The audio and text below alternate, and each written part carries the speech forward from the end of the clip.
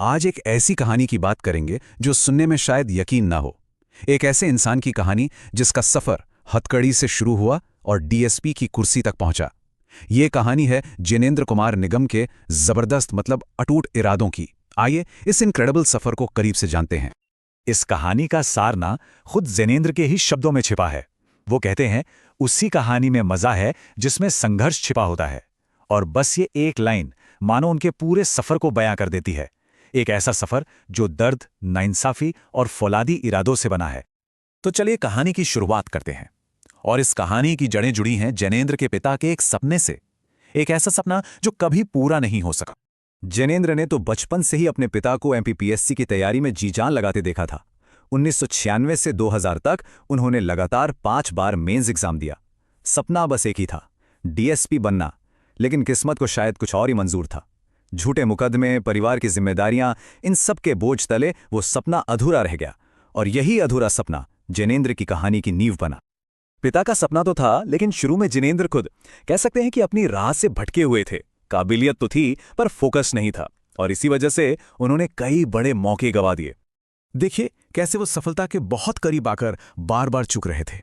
2015 में police constable का exam पास किया, लेकिन जब पिता का सपना याद आया तो फिजिकल देने ही नहीं गए। 2017 में सब इंस्पेक्टर का एग्जाम भी क्लियर कर लिया, लेकिन फिजिकल से ऐन पहले एक झगड़े में फंस गए और वो मौका भी हाथ से निकल गया। 2019 में टीचर बनने का भी चांस मिला, पर उसे भी छोड़ दिया। ऐसा लग रहा था मानो किस्मत उन्हें बार बार रोक रही थी किसी और बड़े मकसद के लिए। और फिर उनकी जिंदगी में एक ऐसा तूफान आया जिसकी किसी ने कल्पना भी नहीं की थी। गांव के एक छोटे से विवाद ने उनकी पूरी दुनिया ही पलट कर रख दी। तारीख थी 14 अक्टूबर 2019। ये वो दिन था जब सब कुछ बदल गया। एक मामूली सा झगड़ा उनके परिवार के लिए एक कभी न खत्म होने वाले बुरे सपने की शुरुआत बन गया। और इसका नतीजा बहुत ही भयानक था। पूरे परिवार का समाज से बहिष्कार कर दिया गया, उनकी जमीन पर कब्जा हो गया, घर तक लूट लिया गया, और सबसे बुरा, उनके ऊपर एक झूठी एफआईआर दर्ज कर दी गई। और बस इसी के साथ एक बेकसूर परिवार सलाखों के पीछे पहुंच गया। विडंबना देखिए, जिस पिता ने कानून का रखवाला बनने का सपना देखा था, आज उसी के परिवार को कानून का ही गलत इस्तेमाल करके फंसा दिया गया था। लगा था कि जेल से बाहर आने के बाद शायद मुश्किलें खत्म हो जाएंगी, पर ऐसा हुआ नहीं, बल्कि जुल्म और बढ़ गया। और इस जुल्म ने जिनेंद्र को जिंदगी के सबसे मुश्किल दौर में लाके खड़ा कर दिया। उन पर जो हमले हो रहे थे वो कोई इत्तेफाक नहीं था, ये सब सोची समझी साजिश थी। अप्रैल 2020 में उनके माता पिता पर हमला हुआ, घर जला दिया गया, और उल्टा उन्हीं पर एक और एफआईआर हो गई। फिर मई 2021 में जब वो इंदौर में पढ़ाई कर रहे थे तो उन पर हत्या के प्रयास यानी सेक्शन 307 का झूठा केस लगा दिया गया। और हद तो तब हो गई जब जून 2021 में कोर्ट से लौटते हुए उनके परिवार की गाड़ी का एक्सीडेंट करवा दिया गया। ये जो आखिरी हमला था, ये सबसे ज्यादा दर्दनाक साबित हुआ। उनके भाई के पैर टूट गए और उनकी मां की रीढ़ की हड्डी टूट गई। अस्पताल के बिस्तर पर अपनी मां को उस हालत में देखकर जिनेंद्र अंदर तक हिल गए थे, टूट चुके थे। और बस यही वो पल था जिसने सब कुछ बदल दिया। अस्पताल में अपनी मां की बेबसी देखकर उन्होंने उनके ही हाथ पर एक कसम लिखी, मैं पूरी मेहनत करूंगा और डीएसपी बनके ही वापस आऊंगा। ये सिर्फ शब्द नहीं थे, ये एक टूटे हुए बेटे का फौलादी इरादा था। और यहीं से कहानी ने एक नया मोड़ लिया। इस कसम के बाद जिनेंद्र के दिमाग में सिर्फ एक ही लक्ष्य था और कुछ नहीं। अब उनकी वापसी की कहानी शुरू होती है, एक ऐसी चढ़ाई जो डिसिप्लिन्ड थी और डिटर्मिनेशन से भरी हुई थी। इसके बाद उन्होंने पीछे मुड़कर देखा ही नहीं, एक एक करके सीढ़ियां चढ़ते गए। 2020 के एग्जाम में वो नायब तहसीलदार चुने गए। ये एक बहुत बड़ी जीत थी, पर असली मंजिल अभी भी दूर थी। फिर 2022 में वो स्कूल एजुकेशन में असिस्टेंट डायरेक्टर बने।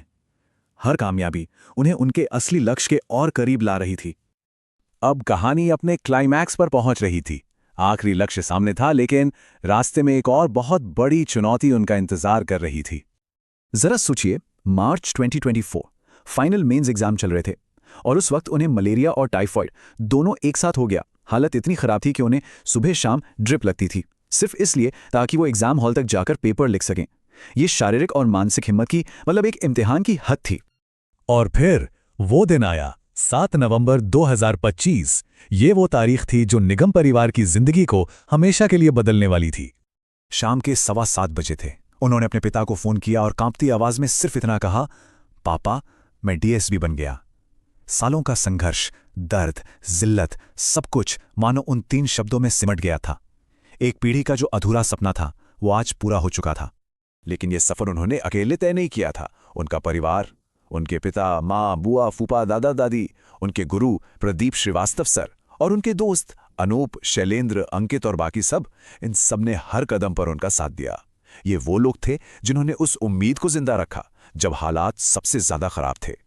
जैनेंद्र की कहानी हमें एक बहुत गहरे सवाल के साथ छोड़ जाती है कि आखिर एक सपना जिसे कभी भुला दिया गया था, वो असंभव को पार करने के लिए इतनी बड़ी ताकत कैसे बन सकता है। ये सिर्फ एक सरकारी नौकरी